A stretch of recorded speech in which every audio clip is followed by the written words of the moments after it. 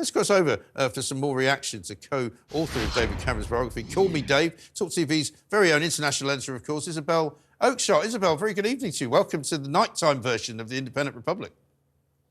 Hello. I'm still in shock, honestly. I literally thought it was a joke when I saw that David Cameron was coming back, when I heard this, and I'm still semi-speechless at the whole thing. Why is it such a shock? Well, I just don't quite see the politics of it, how it works for anybody, really. I mean, David Cameron's record on foreign policy is pretty checkered, to say the least. It's hard to point to anything during his premiership that went well on the foreign policy front. It's certainly not going to appeal to the huge swathe of the party and the party's supporters that were quite happy with what Suella Braverman was saying. And I don't actually think, in any case, he was probably Rishi Sunak's first job for this role. My suspicion, by no means is this confirmed, is that what actually went on here is that Rishi Sunak was talking to his mentor, William Hague, the former Foreign Secretary, and had hoped to persuade Hague to do the job. Hague's probably making rather a good living out of frontline politics and probably rather too busy to go back to being Foreign Secretary, but perhaps recommended his old mucker Dave, who's a bit down on his luck lately and doesn't have a lot to do. Yes, well, I wonder if you're right, because William Hague actually wrote a piece late this afternoon for The Times in which he basically said that, it's Cameron's decency which will be an asset to ailing Tories. And he may well be decent, but as you say, his foreign policy experience and his foreign policy kind of baggage is hardly something that will impress people in the Middle East after what he did in Libya. And for those people who voted to leave the European Union, they won't at all be encouraged by having a guy who was a sort of arch Remainer now going to talk to the EU. And I think it is a really worrying development that Cameron is likely to bring back a whole load of people that think like he does. And, for the 17.4 million people who voted for Brexit and are pretty frustrated that it hasn't been properly delivered, the spectacle of David Cameron returning, poncing around on the world stage is hardly going to be a great reassurance that the dream that they voted for is anywhere nearer being realised. And, all the people that were cheering David Cameron's return are the kind of pro-Remain establishment types that we saw the back of after the referendum vote, or at least we thought we'd seen the back of. And I just don't think that this puts the party in a better position in any shape or form to lose the next election less badly. No, exactly right. I mean, it's talk of kind of, going back to the centre ground. I was listening to Tobias Ellwood speaking earlier on tonight, and I mean, you've always got to be slightly worried if Tobias Ellwood's in favour of something, and he was saying that this is going to be great news for those people who believe you can only win elections by winning the centre ground. Well, not if you lose all the people that you brought in with you on 2019's vote. Yeah, I just don't follow that logic. I mean, I have some respect for Tobias. I think he's a great guy and he's got a lot of defence experience, but he has never got over the Brexit vote. He is somebody who believes that we should go back into the single market. So, of course, he's cheering the return of David Cameron. I must say that it has gone down appallingly within the parliamentary party. There's a lot of very unhappy MPs tonight who are saying, I don't see how this makes life any easier for me in my constituency, on the doorstep where I'm out there trying to bang the drum for what we're doing. There's not much of a positive story to tell at the best of times right now. And now we've got David Cameron back. How does that help me try to hold on to my seat? Yeah, exactly right. I mean, we've already seen Andrea Jenkins putting in a letter to the 1922 committee. I suspect there won't be perhaps many who feel strongly enough to do that. But, I mean, do you see, honestly, possibly a split going on in the Tory party? I mean, Suella Braverman has said today that she'll have more to say later. I don't imagine she's not going to stop. I don't imagine she's going to stop what she says. She'll still be critical, I imagine, even more critical maybe, of the government from the backbenches. And she's not going away, is she?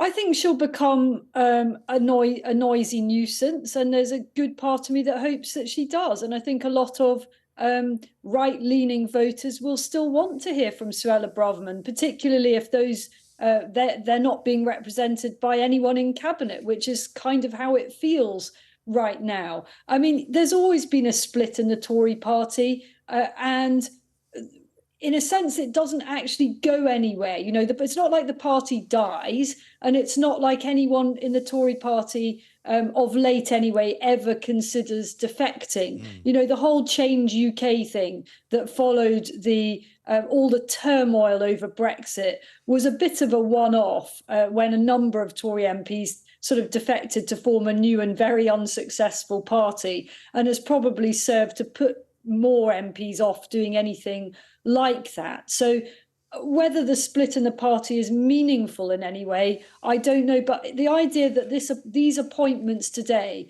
somehow unify the parliamentary party, I think, is for the birds. Yeah, I think that's right too. And what about his sort of scandals since leaving office? Because, you know, he's been in and out of the papers for some pretty bad reasons, I would say. He's supposed to have got some links with China recently. You know, he had the lobbying of the Tory MPs and the Tory government, the Tory cabinet. He's got all that to be dug up, no doubt, which will be dug up, I'm sure, by some of the papers in the next few days. I mean, he's hardly this kind of, you know, godsend as some kind of political guru.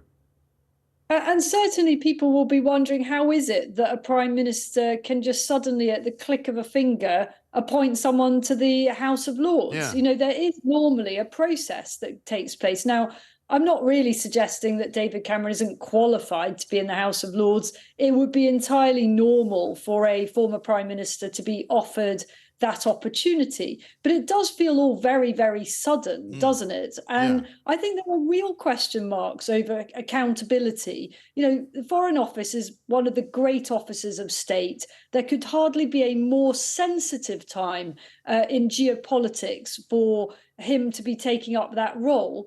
And yet MPs are not going to be able to hold him to account in the normal way, because he's only going to be appearing in the House of Lords.